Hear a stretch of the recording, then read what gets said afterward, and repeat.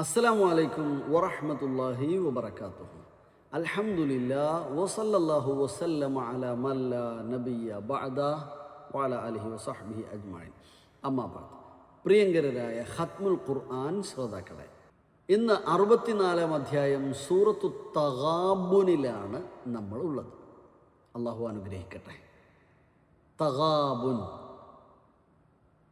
9-ാമത്തെ വചനത്തിൽ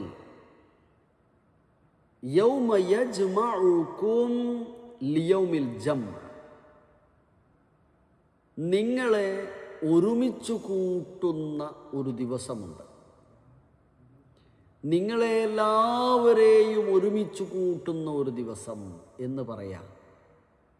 ആദം അലൈഹിസ്സലാം മുതൽ, അതല്ലെങ്കിൽ ആദിമ മനുഷ്യൻ മുതൽ അന്തിമ അവസാന മനുഷ്യൻ വരെയുള്ള മുഴുവൻ മനുഷ്യകുലത്തെയും ഒരുമിച്ച് കൂട്ടപ്പെടുന്ന ഒരു ദിവസമുണ്ട്.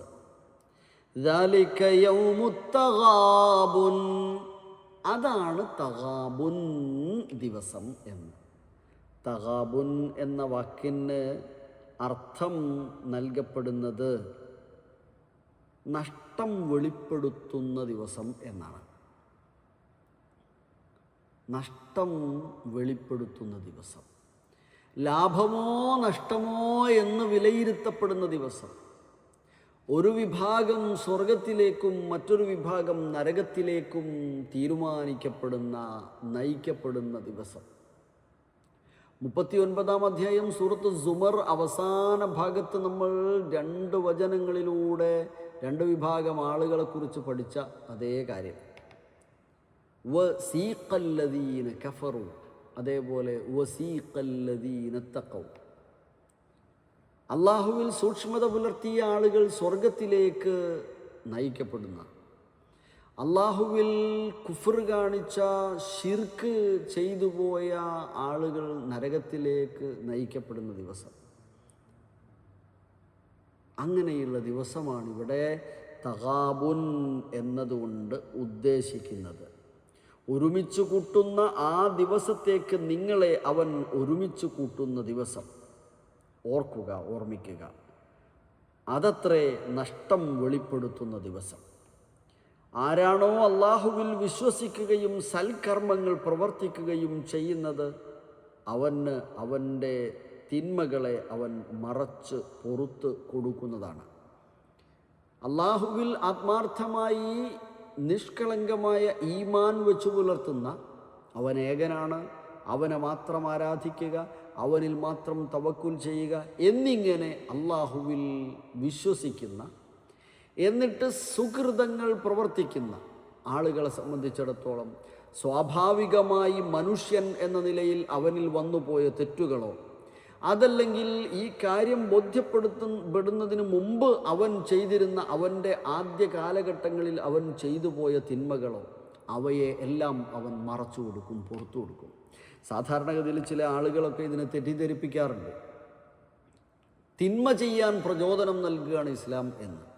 അങ്ങനെയല്ല. തിന്മ ചെയ്യാൻ പ്രചോദനം നൽകുകയല്ല.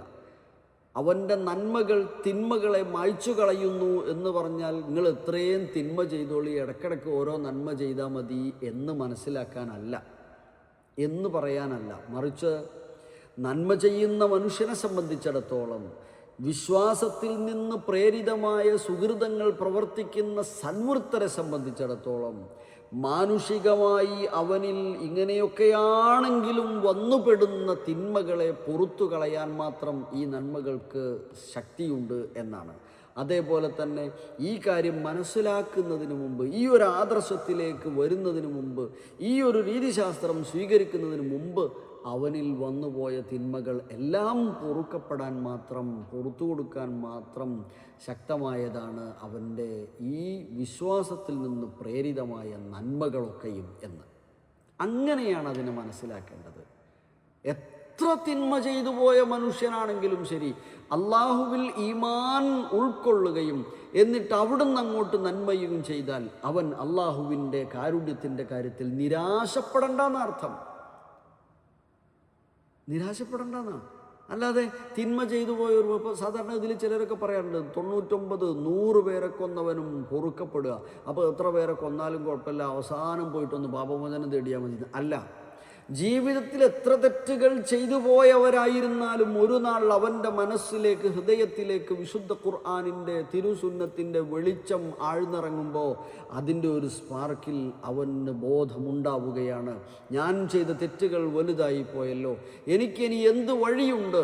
അങ്ങനെയാണ് അവൻ ഖുർആനിൽ നിന്ന്, തിരുസുന്നത്തിൽ നിന്ന് പാപമോചനത്തെക്കുറിച്ച് മനസ്സിലാക്കുന്നത്, പാപമോചനം തേടുന്നത്, ഇനി ആ തിന്മയിലേക്ക് തിരിച്ചു പോകില്ലെന്ന് മനസ്സിൽ ഉറപ്പിക്കുന്നത്. അങ്ങനെയുള്ള മനുഷ്യനോട് പോയി പണി നോക്ക് നീ എന്നല്ല ഇസ്ലാം പറയുന്നത്, എന്നല്ല അള്ളാഹു പറയുന്നത്. മറിച്ച് അള്ളാഹു സുബ്ഹാനഹു വ തആല അവന് പുറത്തു കൊടുക്കുകയാണ്. ഇസ്ലാം അള്ളാഹുവിനെ അവനെ അങ്ങനെ പരിചയപ്പെടുത്തി കൊടുക്കുകയാണ്.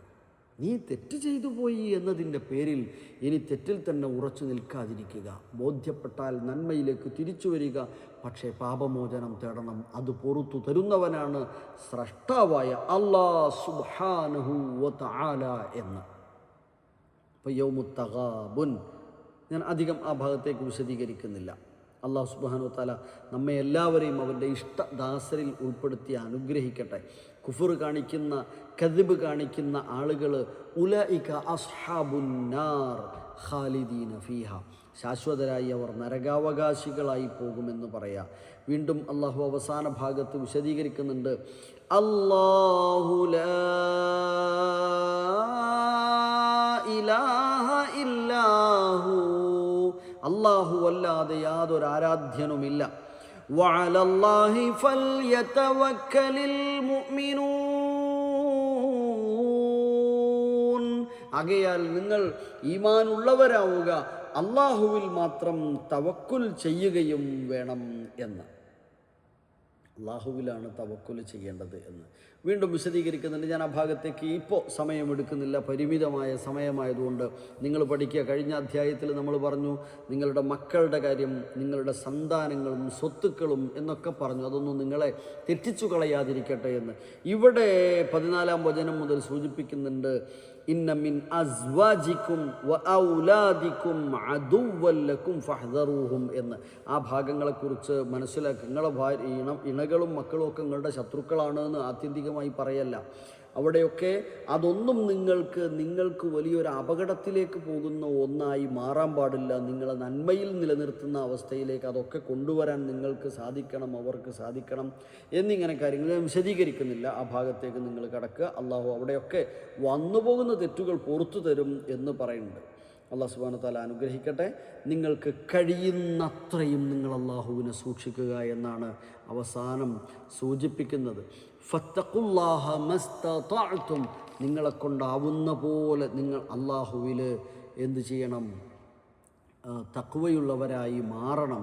വസ്മഉ വഅതീഉ വഅൻഫിഖു ഖൈറൻ ലിഅൻഫുസികും, നിങ്ങൾ അവനെ സൂക്ഷിക്കുവിൻ, അവനെ കേൾക്കുവിൻ, അവനെ അനുസരിക്കുവിൻ, നിങ്ങൾക്ക് തന്നെ അത് ഗുണകരമായതായിരിക്കും. നിങ്ങൾ അൻഫിഖു, ദാനധർമ്മം ചെയ്യുകയും വേണം. ആരാണോ തൻ്റെ മനസ്സിനെ പിശുക്കിൽ നിന്ന് മുക്തനാക്കുന്നത് അവൻ വിജയിച്ചു എന്ന് സൂചിപ്പിക്കുകയാണ് അവസാന ഭാഗം.